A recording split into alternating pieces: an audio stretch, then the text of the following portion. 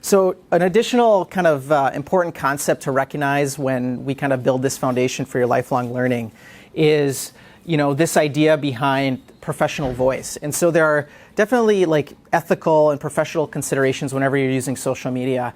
And I think it's easy to get bogged down in these discussions. Every place, I'm sure every school you guys came from had a social media policy or a social media behavior policy.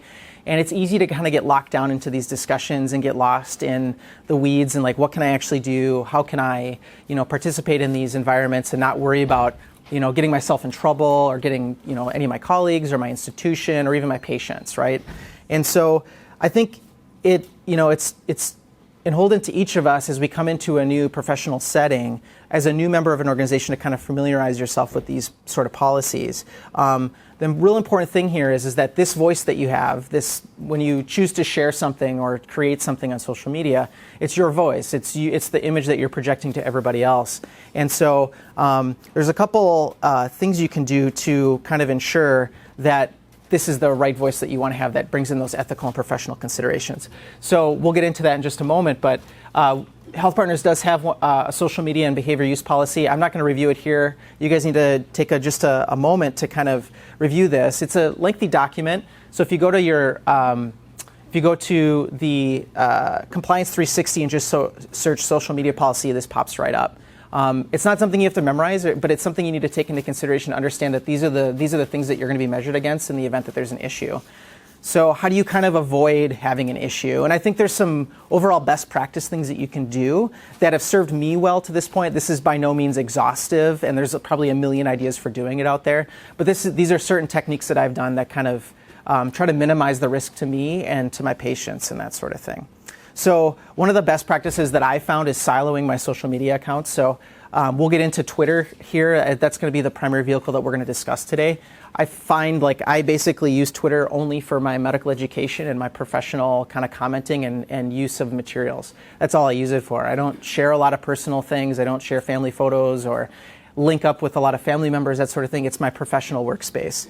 And so I think that that's a real easy strategy to do. I find Twitter, and we'll go into why I kind of like that as a platform for this, is the easiest way to kind of do that for, and we'll get into a little bit more of that.